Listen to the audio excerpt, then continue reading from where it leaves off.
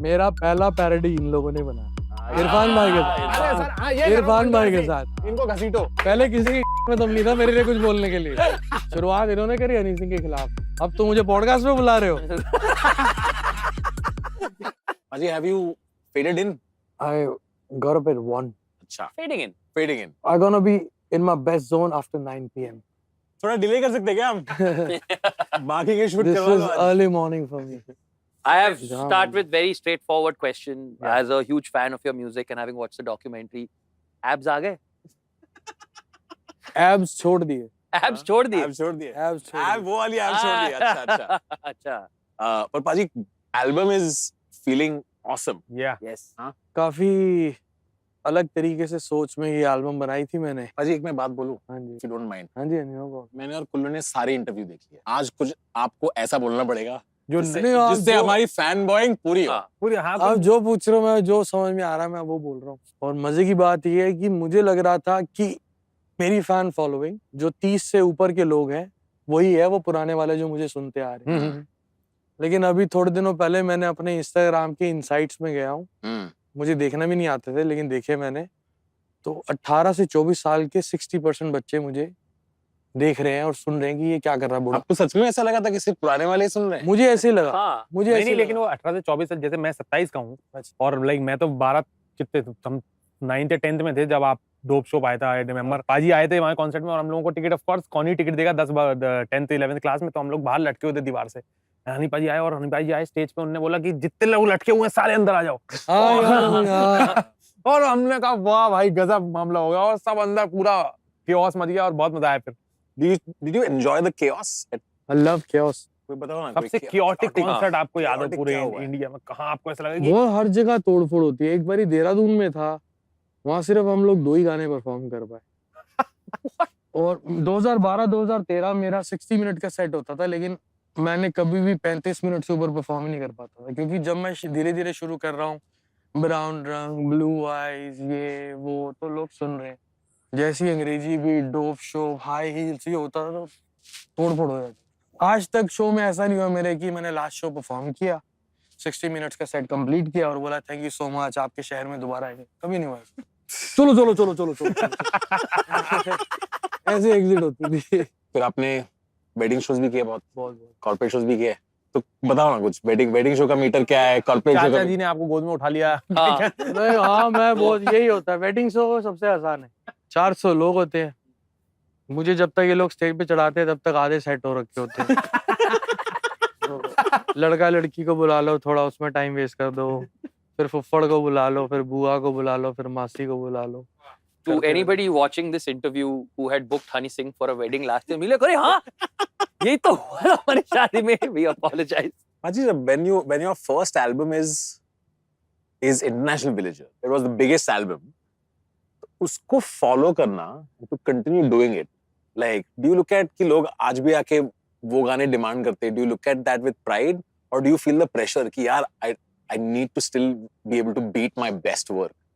Pressure नहीं मैं feel करता। मैं मेरी अपने आप से एक जिद है अपने आप से एक कंपटीशन है।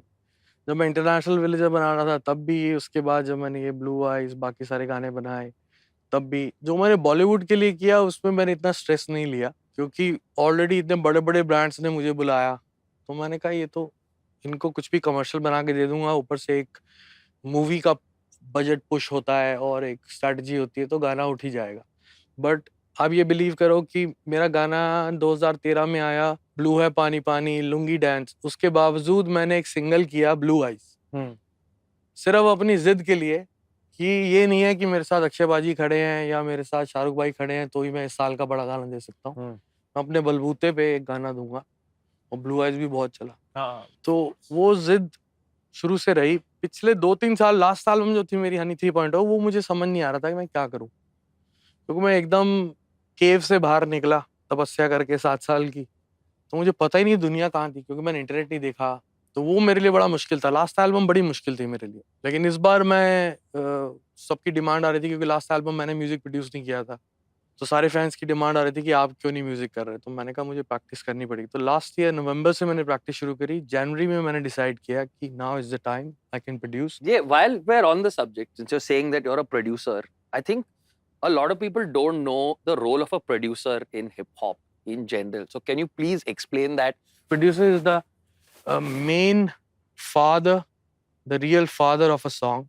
उसमें क्या होता है कि पॉप में या बॉलीवुड सीन में कॉम्पोजिशन से प्रोडक्शन पे पहुंचता है गाना, लेकिन हिप हॉप में तो स्ट्रिक्टली पहले बीट ही बनेगी। हाँ, ये नहीं है कि पहले फ्लो बना तो बाद में बीट बनी। तो हिप हॉप में तो प्रोडक्शन ही सब कुछ है। मेन प्राइम थीम है, जिससे आर्टिस्ट को थॉट आते हैं कि इस पे मैं गाड़ी की बात करूं या लड़की की बात करूं या गोली की बात करूं या बंदूक की बात करूं। 4 key themes of hip hop.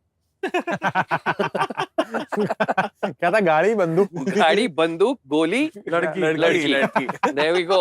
चौथा 4 key पैसा। themes of hip hop. चौथा चौथा पैसा, पैसा। flex, हाँ, flex, पैसा। flex. मिलेनियर। तो पाजी शो पे आते about the documentary, we all saw it. How are you able to be so open about, like, it's the thing that I admire, right? We were Yeah, discussing 100%, backstage, which is as yeah. an artist, to be able to be this open about everything that you went through. मेरे को ये लगता है कि एक artist की life उसकी अपनी नहीं है, वो एक आर्टिस्ट बनता है लोगों की वजह से, तो उसको अपने लोगों को, अपने फैंस को एक फैमिली समझना चाहिए, और फैमिली से आपको छुपाते थोड़ी ना। और मुझे कहीं ना कहीं ऐसा लगता है कि ये जो मुझे प्रॉब्लम हुई ना, मैंने आपने देखा होगा पिछले 2 साल में, अगर मेरे से कोई बात नहीं भी पूछ रहा होता था तो भी मैं बीमारी का जिक्र करता था हर इंटरव्यू में, जानबूझ के, क्योंकि मैं कई सारे ऐसे लोगों को जानता हूँ जिनको ये प्रॉब्लम है, जो पता नहीं किस चीज से घबराते हैं कि किसी को पता ना लग जाए कि हमें ये प्रॉब्लम है। तो मैं तो इस चीज के खिलाफ हूँ। और दूसरी बात ये है कि जिस वजह से मुझे ये बीमारी हुई, नशे कर रहा हूँ की वजह से, वो मैं चाहता हूँ कि ना करे लोग। तो I think it's important to talk about it. In a field like hip hop especially, right? जहाँ एकदम ऐसे एक typical masculinity होती है, एक में गबरू टाइप शो ऑफ स्ट्रेंथ होता है, उसमें आके एक vulnerable character बनना, आपको डर नहीं लगा कि आपकी जो इमेज है बचपन हाँ। से, जैसे हम वही बात कर रहे थे कि हम बचपन में देखते थे आपकी तो एक फोटो है, दिल्ली में बाइक चला रहे हो, आपको मसल्स दिख रहे हैं, वो फोटो सब लोग डीपी पे लगाया करते थे। कि गैंगस्टर vulnerability कैसे दिखा सकता है? वो तो पिक्चरों में कहा जाता है ना कि मर्द को दर्द नहीं होता। हाँ वही, मर्द को दर्द होता है, बिल्कुल होता है। शेर को भी चोट लगती है, हाँ हाँ, वो अपने ही थूक से अपने जख्म को करता है, चाटता है। काटता है। क्या दिक्कत है? लग गई, चोट लग गई। अगर आपको डर लग गया कि लोग मेरे बारे में क्या सोचेंगे, फिर काहे के मर्द आप। हाँ सही बात। तो अभी जब मैं थोड़ा लाइटर मोड पे कर देता हूँ, क्योंकि हम भी बात कर रहे थे, और होटल्स की आपने बात करी, तो जब आर्टिस्ट का प्रोग्रेशन होता है कि थोड़ा चलना चालू होता है, तो धीरे धीरे चेंज होता है, पहले इकोनॉमी, फिर इमरजेंसी एग्जिट, Correct. फिर प्रीमियम इकोनॉमी। तो आपका क्या प्रोग्रेशन था सर? पहले आप कौन सी फ्लाइट्स में जाते थे, फिर आपने रूम से स्वीट, डीलक्स रूम, फिर स्वीट? आप बिलीव नहीं करोगे, मैं 2008 से दुबई जा रहा हूँ मौज मस्ती करने। तब मैं सिर्फ म्यूजिक प्रोड्यूसर था पंजाब में। मैं 10 से 12 लाख रुपए महीने का कमाता था उस वक्त, और 8 से 9 लाख रुपए में उड़ा के आ जाता। तो मैंने आज भी मैं जिस भी होटल में रहता हूँ, जो भी फ्लाइट में जाता हूँ, जो भी क्लास में जाता हूँ, वो मैं तब से लेके आज तक वही मांगता हूँ, जो अगर कल को मुझे फ्री में ना मिले तो मैं अफोर्ड कर सकूँ। वाह, क्या बात। तो मैंने आज तक कभी प्रोमोटर्स या क्लाइंट्स के पैसों पे, क्लाइंट गलत बोल दिया मैंने, नहीं नहीं अभी हम क्लाइंट क्या ही बैठे हुए, हमारे तो क्लाइंट ही नेटफ्लिक्स। तो क्लाइंट्स के पैसों पे मैंने कभी अय्याशी नहीं करी, जो करी अपने पैसे पे करी, और जो थोड़ा बहुत पैसा कमाया, और फूका बहुत है। वही बुर्ज खलीफा में एक शीशा तो आपका है। तो हमारे इतना पैसा डाला दुबई में। हमारे करमपुरा में कहावत है कि फट जाए सलामी तोप से दे। पाजी आज के टेक राइडर, आपका टेक राइडर क्या है और आपका हॉस्पिटैलिटी राइडर में क्या है? एक्चुअली हॉस्पिटैलिटी राइडर में है, टेक छोड़ो आप। ग्रीन रूम में क्या Hospitality चाहिए, ग्रीन रूम में क्या लगता है होटल? कुछ भी नहीं। कुछ भी नहीं? ग्रीन रूम में मैं बैठता ही नहीं, मेरे को सीधा होटल से लाओ और स्टेज पे चढ़ा दो। बहुत बढ़िया। मुझे ग्रीन रूम नहीं चाहिए। अनाउंसमेंट भी तो गाड़ी से की थी गाड़ी, आपने हाँ, वाले भोपाल वाले शो शो में गाड़ी से गाड़ी में मुझे माइक दे दो, मैं वहीं से ये यो करता स्टेज पे चढ़ जाता हूँ। टेक राइडर में कुछ भी नहीं है, जो होटल्स हैं, बाकी हम 8-10 लोग ट्रैवल करते हैं। आप बता दीजिए कि आप बहुत लोग लेके चलते थे पहले, तो पीक के टाइम पे क्या एंटोराज कितना बड़ा होता था? वो तो 25-30 लोग होते। 25-30 लोग। कभी कभी तो ऐसा होता था कि 2 महीने बाद मैं पूछ रहा होता था, हाँ ये लड़का हमारे साथ है ना काफी टाइम से, बेटा तू करता क्या है? कह रहा है सर मैं तू ड्रिंक आया बनाता हूँ। तू आया किसके साथ है? मैं विक्की के साथ आया था भाई। करने क्या आया था?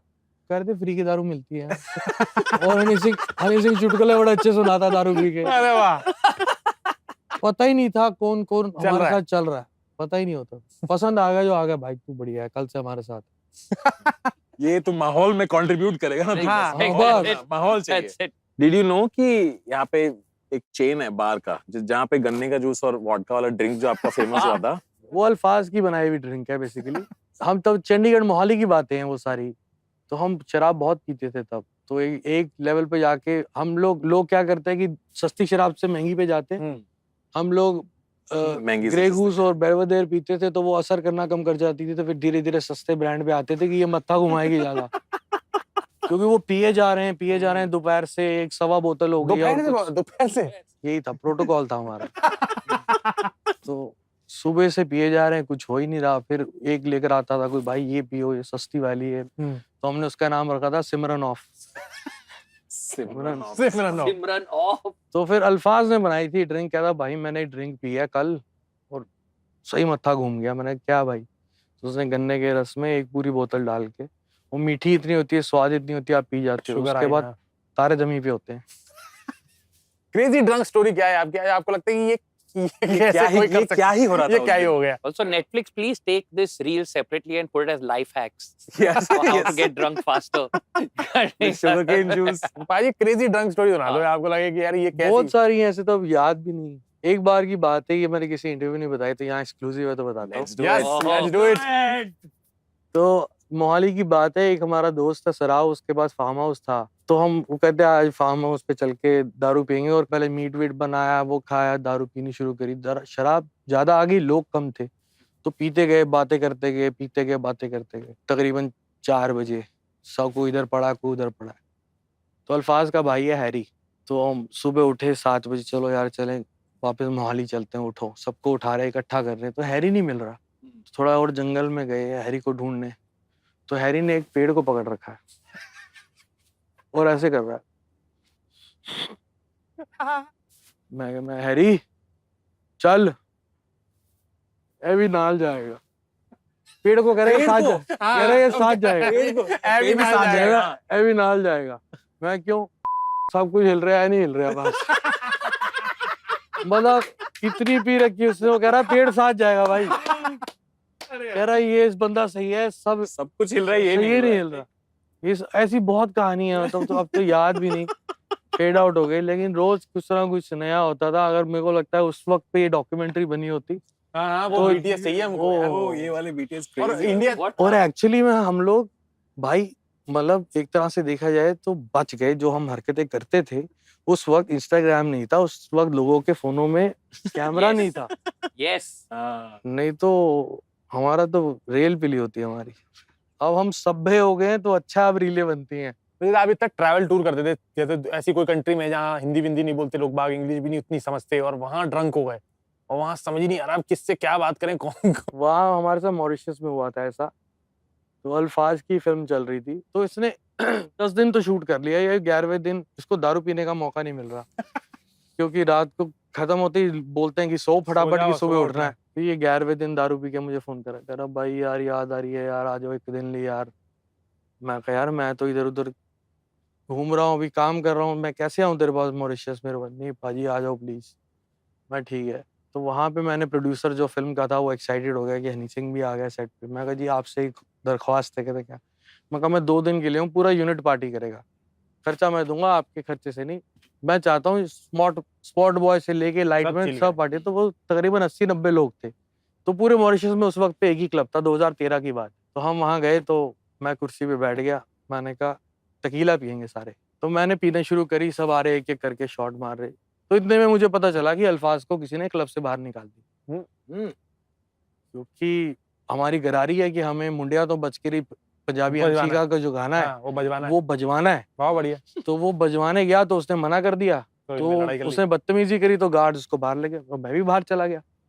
तो अल्फाज भी बाहर खड़ा है, और अपा ये नदी थोड़ा ने गाना नहीं चलाया।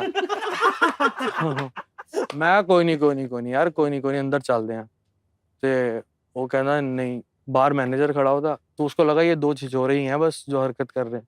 कहते नहीं अब आप अंदर नहीं जा सकते। ठीक है, मैंने ऐसे करा, एवरीबॉडी आउट। 80 लोग हमारे ही थे क्लब में। तो बाहर आ गए वो सारे। तो बाहर आ गए, तो फिर मैनेजर 5 मिनट बाद बोले नहीं सर आप प्लीज अंदर चलो, सबको अंदर ले जाओ। मैं कहा तुम्हारे क्लब में पार्टी नहीं करी, बाहर से शराब मंगाई, उसी की पार्किंग में हमने शराब पी और को गालियां बकी सारी। तो ऐसे बहुत सारे किस्से हैं भाई आपका एक्टिंग का भी शौक बचा हुआ है कि 2 पिक्चर करने के भाई। बाद? कोई शौक नहीं, मैंने पैसों के लिए करी थी फिल्म। सच में हाँ। मेरे को एक्टिंग का कोई शौक नहीं है, मैं कर ही नहीं सकता हूँ। परफॉर्मिंग आर्ट्स में सबसे मुश्किल काम है। So this is now age related question, okay? ये पहली बार करमपुरा में, दिल्ली में, ये 90s में हिप हॉप की एंट्री आपके लाइफ में कैसे हुई? 3 लोगों का मेरी जिंदगी में बहुत इम्पोर्टेंस है, बड़े अजीब तरीके से। एज अ म्यूजिक प्रोड्यूसर बनने के पीछे सबसे बड़ा इम्पोर्टेंस है और रीजन है ए.आर. रहमान सर का। उसके बाद तकरीबन उसी एज के दौरान जब मैं 1993 में, तो मैं 10-11 साल का था, तो मैंने अपाचे इंडियन सर का पहला गाना सुना था, अरेंज मैरिज। Course. तो मैंने कहा यार मुझे ये आदमी बनना है। मैंने उनका गाना याद किया, मैं स्कूल में गाता था। फिर उसके बाद जब मैं पंजाब में था 2007 से लेके आगे तक, तो मैंने अमर सिंह चमकीला को बहुत सुना। उनसे मैंने राइटिंग का हुनर थोड़ा सीखा कि किस तरह राइट करना चाहिए। Paji, अब तो I think we all want an Apache in collabs ना, we want an A.R. Rahman collab also. Yes. हाँ, it'll happen इंशाल्लाह।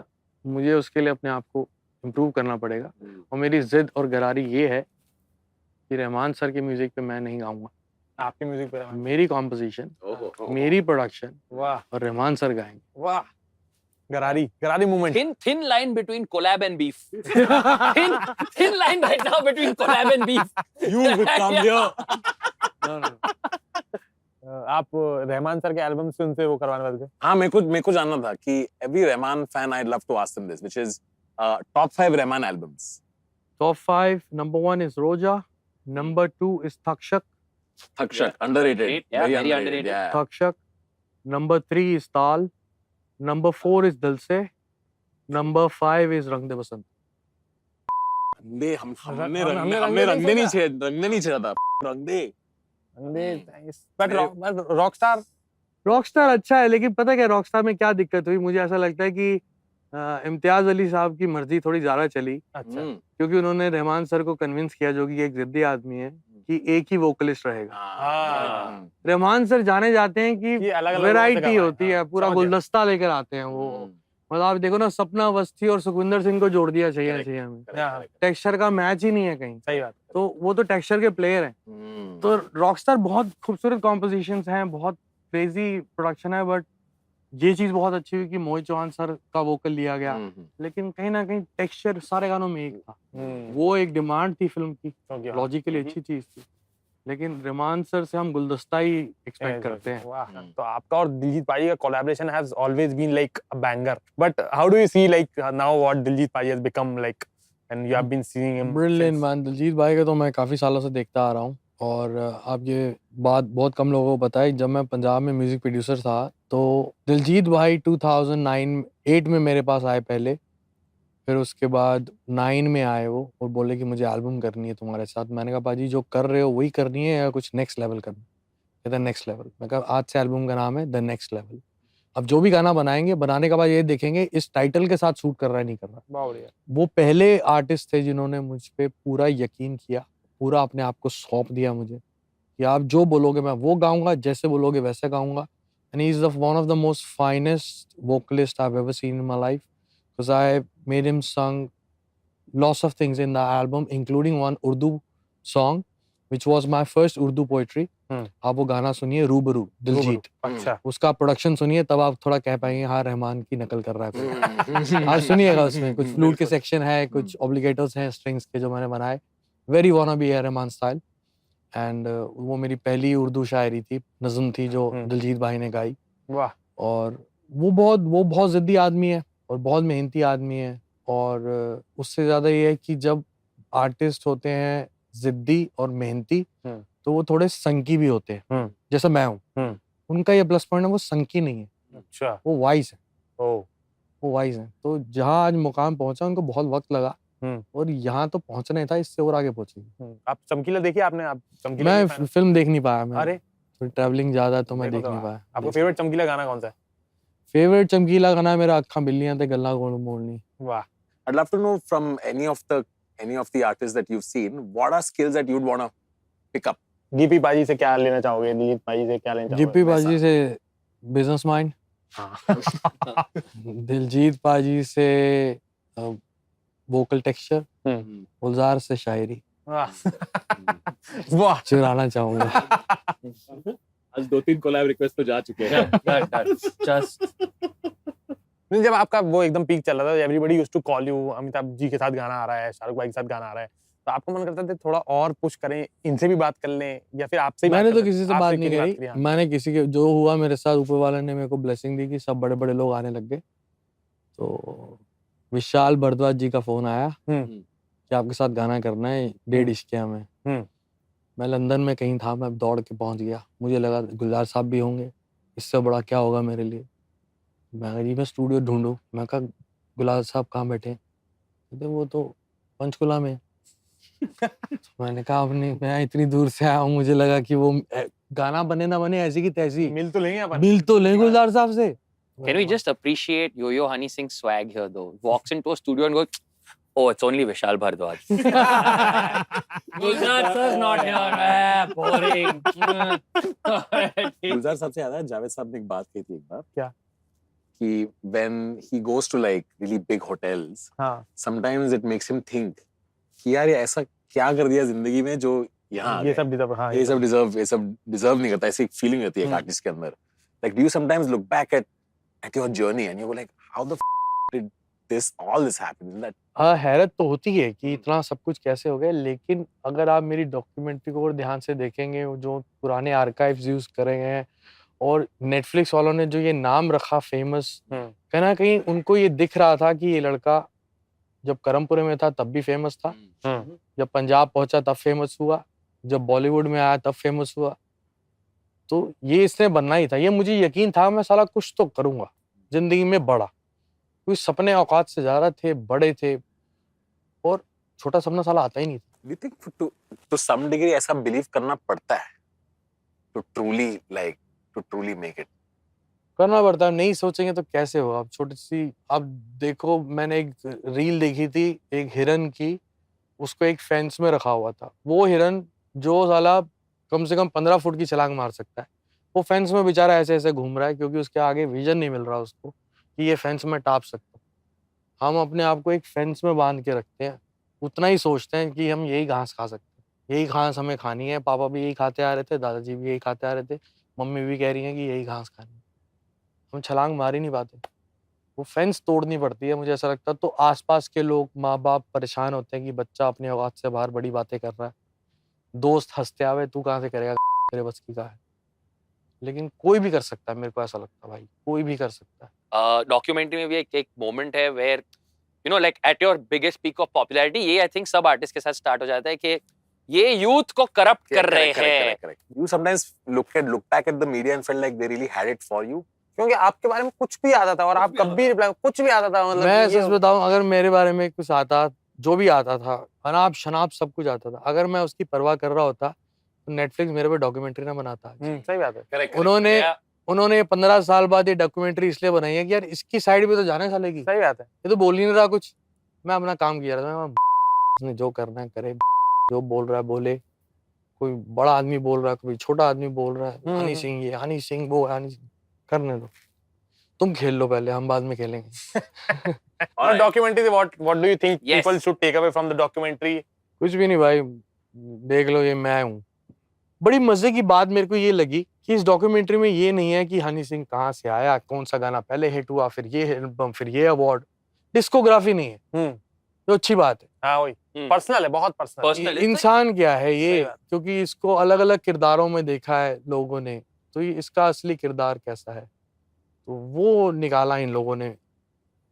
There's a moment which really tells you how real he's being. Okay, at one point looks at camera and says, "क्या condition है तुम लोग Yes, समझते that नहीं was हो." my favorite part of it. I want Honey Singh to do all mental health. Yes, yes. He's like, ना मगर लोगों से condition है ना. I'm like, this is what we वो need. लड़के ऐसे ही समझेंगे भाई। हाँ, exactly. लौंडे जो है Exactly, मेंटल हेल्थ को 100% सीरियस तभी agree. लेंगे जब मतलब Completely agreed. Is it complicated to date as a famous person? हाँ, डिपेंड करता है कि अब किसको फंसाना चाहते हो। लो कंट्रोवर्सी। There you अभी go. आप सिंगल हो कि नहीं? नहीं, अब सिंगल। अच्छा ऐसे प्रेशर क्वेश्चन नहीं पूछते भाई। Yeah, wow. नहीं ऐसा कुछ नहीं, मैं कुछ नहीं बता छुपा। रहे थे वो ठीक है, ठीक है। मैं जो करा सरेआम करा, अच्छा, ठीक है, ठीक है। अभी कुछ छुपा के नहीं किया। अच्छा, तो बड़ी ये दिक्कत होती है एज अ इंडियन सेलिब्रिटी कि आप हिंदुस्तानी लड़की के साथ डेट नहीं कर सकते क्योंकि वो आपको पहले से जानती है, किसी तरह जानती है। फिर आप कहीं जाते हो तो एक भी आपके साथ चलता है। तो ऑनराज That is the official term. Official term. All right. Entourage is fake French तो nonsense. उसमें आपको साला ये नहीं पता लगता कि यार ये मुझे पसंद कर रही है, ये जो तामझाम है इसको पसंद कर रही है।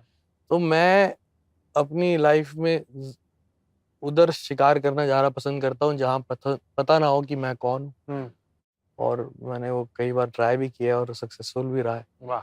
तो 2-2 3-3 महीने बाद मैं बताता था कि मैं ये हूँ। तो मेरा एक सीक्रेट नेम है उसके लिए हृदय सिंह। ना माहिर माहिर। अच्छा एक्सपर्ट। नेटफ्लिक्स यहाँ इससे सबटाइटल बना लो। There we go. There we बाकी go. शुभम की स्माइल देखो। माहिर जितना भी भाई। ये बेचारा बार-बार ये पूछता रहा, सर बोर्डिंग पास जो टिकट अब करानी है वो कौन सी मैडम की करानी है? और ये मैडम इस डेस्टिनेशन से यहाँ तक जाएंगी तो यही वापस आएंगी या वहां से कोई और आएंगी? लेकिन अब ऐसा कुछ नहीं होता। आपका पीआर वहां पे अभी बोर्डिंग पास फाड़ रहा है अपना।